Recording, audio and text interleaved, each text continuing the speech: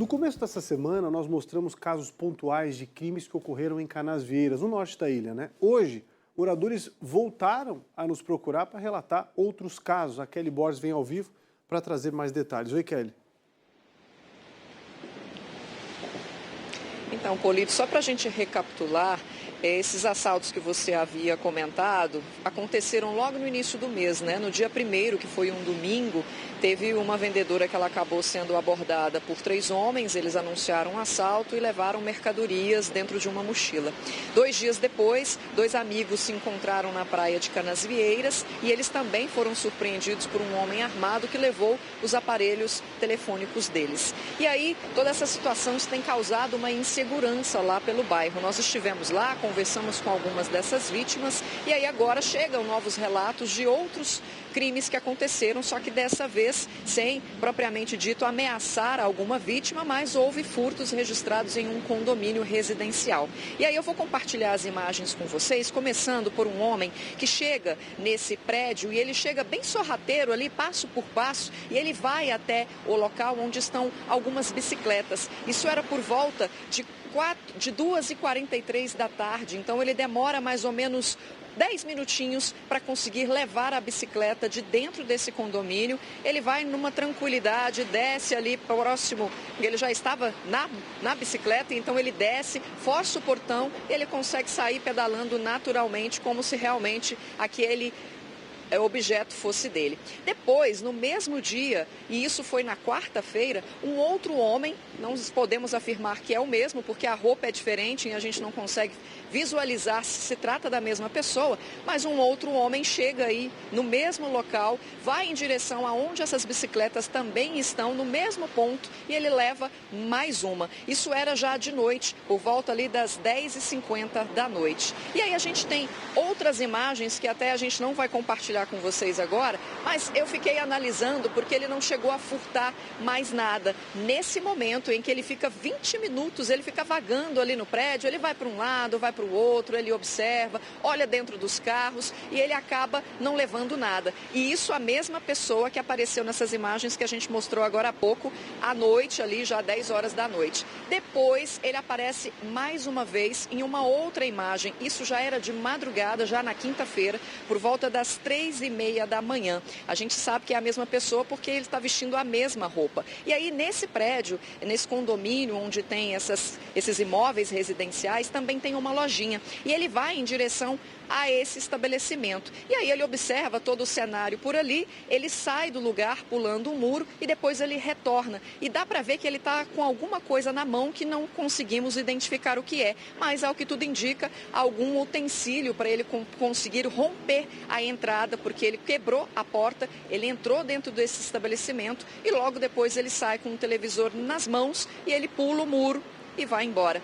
Então, esses moradores ficaram bastante apavorados, porque no mesmo dia foram vários furtos que aconteceram. Eles tentaram entrar em contato com a polícia militar, eles não conseguiram para fazer um boletim de ocorrência, mas eles acabaram registrando isso na Polícia Civil.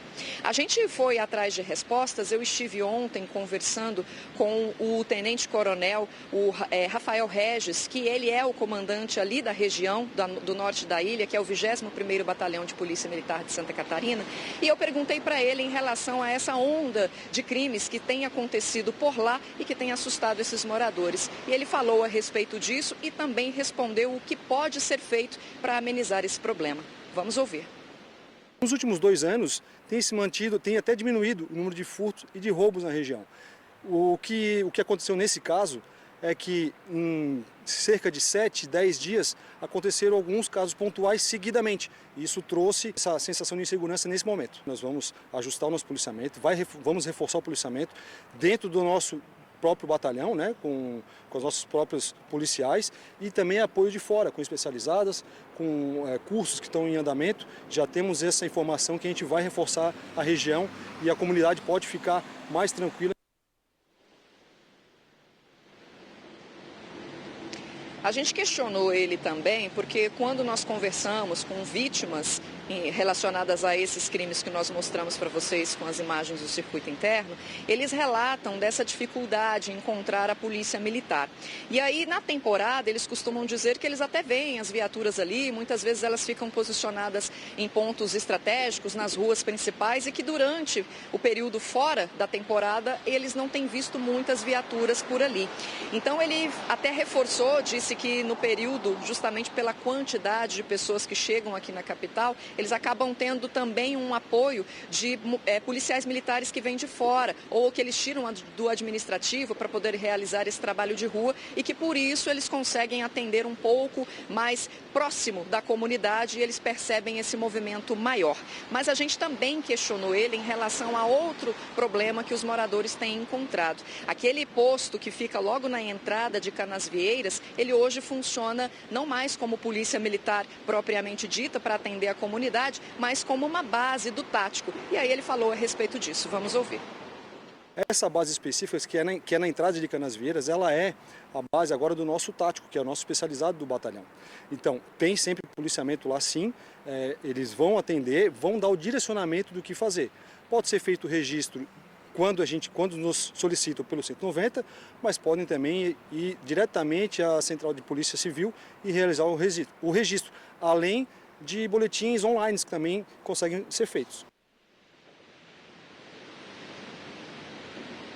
O comandante ainda reforçou que mesmo que esses moradores façam um boletim de ocorrência pela Polícia Civil, é importante procurar a Polícia Militar e comunicar esses fatos. Ele alegou que ele não sabia dessas situações que nós pontuamos, porque eles não tinham esse boletim registrado na Polícia Militar. E a partir do momento em que eles recebem esse comunicado, que eles têm a noção da quantidade de crimes que estão acontecendo, eles planejam as atuações para tentar coibir os crimes. Eu volto com você aí no estúdio, Polito. Obrigado, Kelly. Infelizmente, vamos ser honestos com nós mesmos. A gente vai continuar enxugando gelo. E também não tem como criar mapa do crime se não tiver boletim de ocorrência, gente. Meu Deus do céu, a vítima tem que registrar. Ah, mas eu não acredito mais. Mas enfim, vai continuar sofrendo o peso da ilegalidade. O grande problema continua sendo a legislação. Conversei e encontrei o Coronel Regis outro dia. Coronel, siga fazendo um bom trabalho. A polícia catarinense é exemplo do Brasil. Nós somos reféns, e a polícia também, de leis ruins, que estão privilegiando os marginais.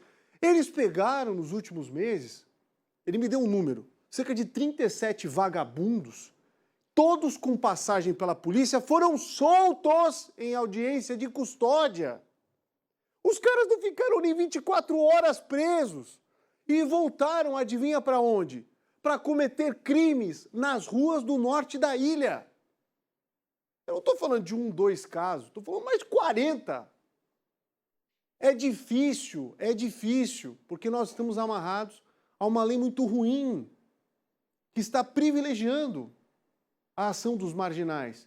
Quem é vítima é a população.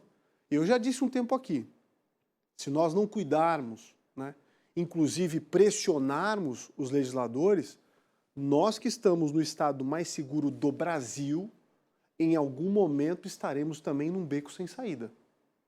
Ninguém quer se transformar no Rio de Janeiro. E continuamos fazendo muita coisa certa, que segue sendo exemplo.